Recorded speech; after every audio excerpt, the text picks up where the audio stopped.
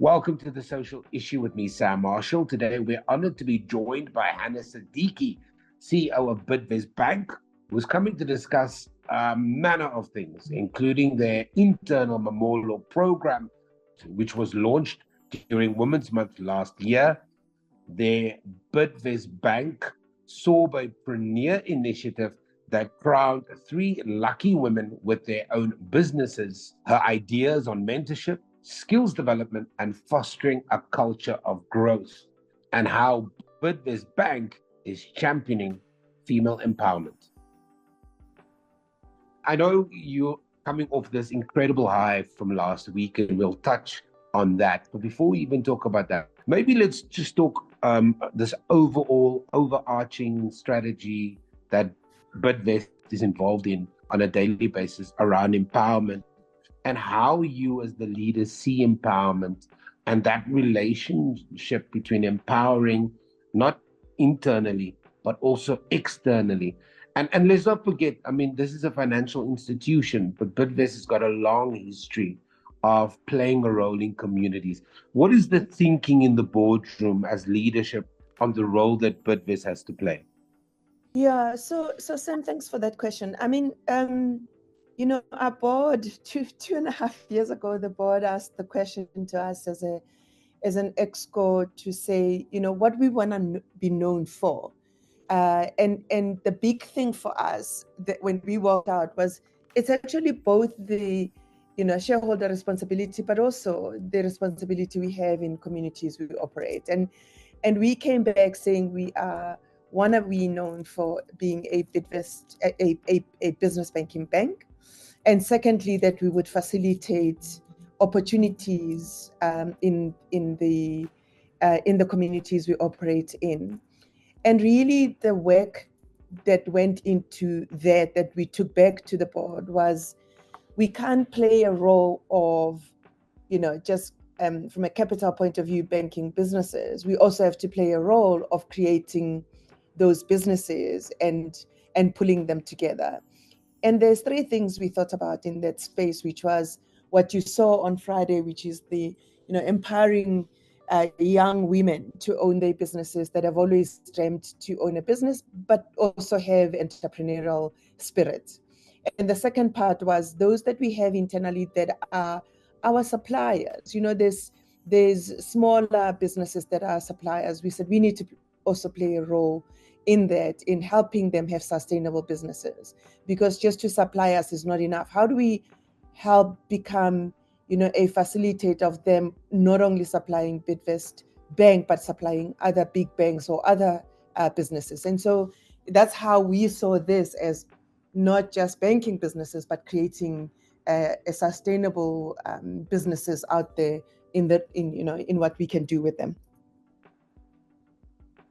So then it really is about this idea of fostering social equity. It's really about then saying there's a much bigger role to play as a financial institution than just driving economic growth. And what I saw on Friday and the content that I am witness to, that I get sent on a regular basis, is that gender empowerment and diversity in leadership is also a big focus. Where does it sit in the ladder of importance? And I think it might be an unfair question, but what are the key things that you as a leader focus on in terms of this idea of fostering social equity? What are the priorities? Is it gender empowerment? Is it diversity? What is it? So I split it into 2, Sam. I believe that the social equity can be an external work that we do, and then the diversity piece, I drive that internally, and empowering of women also. I split it into, there's an opportunity to do it internally, and there's also opportunities I state to do it externally. And so that's how I prioritize it when it comes to how I think about it as a leader, is, where there's an opportunity to do social equity, it plays a bigger role when you do it externally. And when you have a diverse team, and they link, because when you have a diverse team, they are able to therefore facilitate and work and appreciate that vision of wanting to do social equity work in the external piece. And the second piece that is about the priority is we can't be given a chair that I have around the table as a woman and not empower other women in the space to be able to sit on the same table I sit, because that becomes even more powerful. And that was my priority when I had an opportunity to employ my exco. My exco is 60% women, and it's actually 80% Black, if not 90% Black, because I mean, I think I have only 2 whites in my whole exco. So the priority is constantly given on as and when opportunities come. Those 3 things are important for me. Congratulations on being so intently focused on creating and opening up those opportunities for others. One of those programs, and it's really why we started having this conversation, other than the other big thing that you did on Friday, but talk to me a little bit about that program that you've created, which is an internal program at the moment. But clearly, when you are so internally focused on developing your teams, that it does have an external focus, because they now leave and they operate in their communities with this focus that Bidvest Bank is really about real empowerment. One of those programs is the Mmamollo Programme that was started a year ago. When we had the conversation with Exco and we started thinking about succession planning, the whole internal focus was, now when you look at the roundtable that we sit in, was, so who's going to take over from us, and are we being intentional in making sure that we don't dilute the percentage of people that we are on that table? And we had ideas about how do we bring women up, and Tate Bonang Mohali speaks about lift as you rise, and I put that in the hearts of our lady excos and men, because I always believe that we can't do this by ourselves. We actually need them in the room to help us pull this. And I the ladies actually secretly, I said, this is what I think they secretly put together a program and came back and said, listen, this is the program, because they know that I like interfering. This, this is the program, and it's an amazing program. To a point, you won't believe, Sam, I actually wanted to be on the program, and they told me, no. You said we must live. You're already there. You can't, because it's such an awesome program. The people that our ladies are really exposed to, amazing leaders out there, that are doing phenomenal work out there. And so the program was really just not only to create, we do a lot in companies and private companies that where we put people in class and we teach them about sales, about marketing, about strategy, about that, and a lot less about social, ethics, if you like, and social. I want to believe that in an emotional, quotient, and the program focuses on balancing the two, focuses on how we give technical skills and how we give emotional quotients for people to walk in the room with confidence and really bring their best onto the table. Often you'll hear that, people, we go, no, she's very strong, she's done well, or but they're missing the way they show up, they're missing the way they present, they're missing this and that, and that's not taught in school. So I really appreciated that the team came up with that balance. And when I look at, 6 months down the line, one lady came and said, I would never stand in front of people and do a presentation. I said, I can't believe it. You're such a charismatic person. You're always, in our face. And she said, yeah, but just standing and doing a presentation is different to me sitting and actually talking to a client, because it's one-on-one. It's me and the client. I'm strong. I know my banking. But now I know I can even go and present at the client with everybody in the room. That's like growth that one don't get even in varsities, I believe. And so the program really has done a lot. Our own EXCO members were the coaches on the side for each individual, and they're graduating soon. And we're excited about that, because now we've got a whole lot of women who will take on the next level of leadership. When we start thinking executives, this is the people that we go to First, I had a chat with one of my, the head of personal and business banking, and Herman said to me, "Yo, boss, we've got 3 ladies that can come and contest for this job." Such a good place to be in in a small organization of 700 people. It's such a good place to be in, where a senior role we're going to advertise internally and externally. But we know we've got 3 people internal that can actually contest for this job, given they were all on the program, and what it did, it inspired them to also want to perform, so that they are holistically showing up. I'm excited about that. I don't know if you know what Mmamollo means. If they No, I told you. don't. So Sam, Mmamollo means the mother of fire, and it's a Oh, yeah. it's a thing that I keep saying, when we put fire inside of people, they shine, and I'm not talking the red, fighting fire. I'm talking the blue, warm, fuzzy, in your living room type fire that keeps everybody warm, makes everybody feel comfortable. So that's the fire that we really wanted to put in our people. And you know what? It's so interesting that you talk about developing that emotional quotient as part of the leadership skill set. It would be easy to kind of focus on these are the parameters of principles of developing an effective leader, but that, as you mentioned earlier, that the emotional development part is so critical.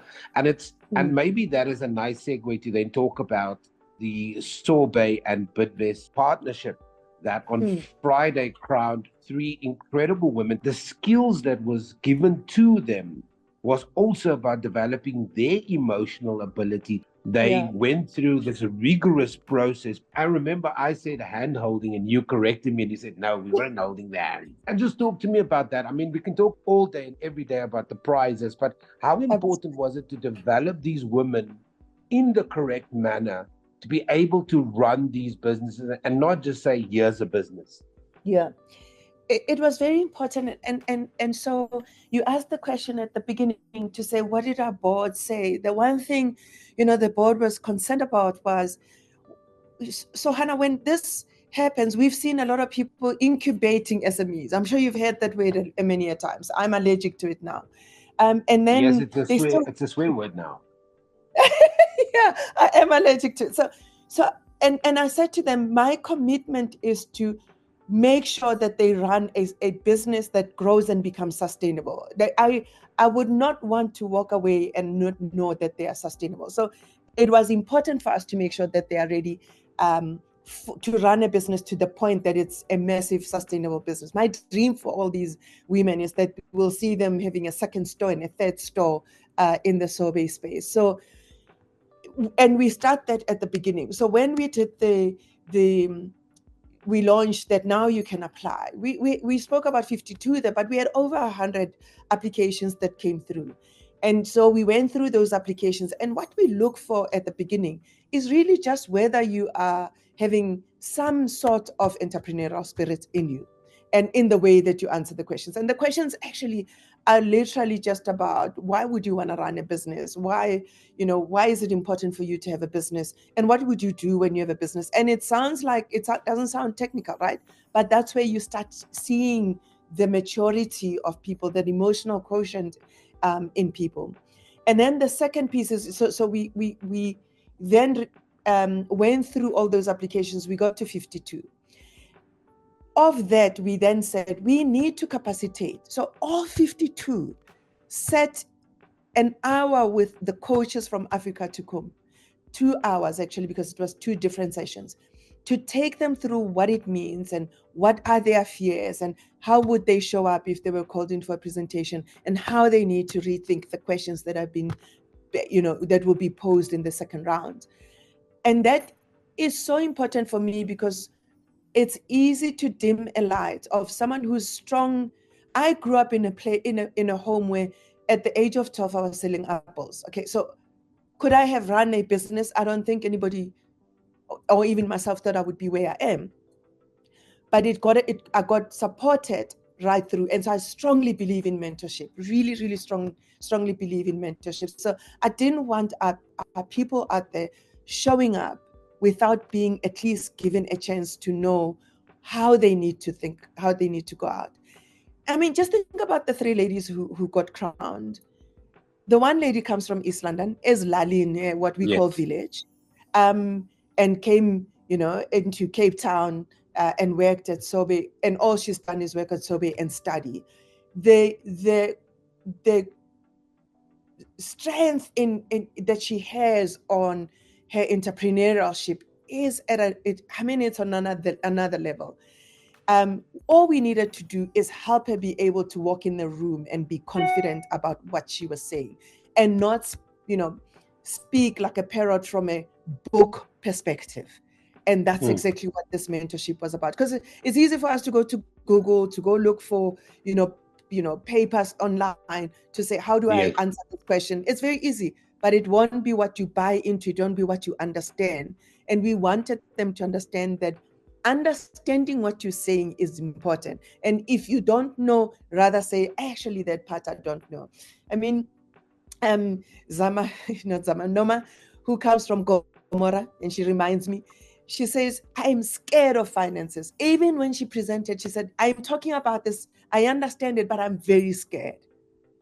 People are never honest like that and vulnerable like that to 6 business people that they've never met and they're meeting for the first time, and they will only be vulnerable when you've capacitated them to be able to know they're human, we are human. And it's those things that Africa Tukum worked on. So the whole journey will continue when they have their story. So how do you talk to people? How do you manage conflict? Because those things seem easy, but you have to know, Sam, people are the most difficult part of running any business. And we spend a lot of time on that. And that requires a lot of maturity, a lot of chutzpah, a lot of grit, and a lot of just knowing who you are so that you show up as who you are.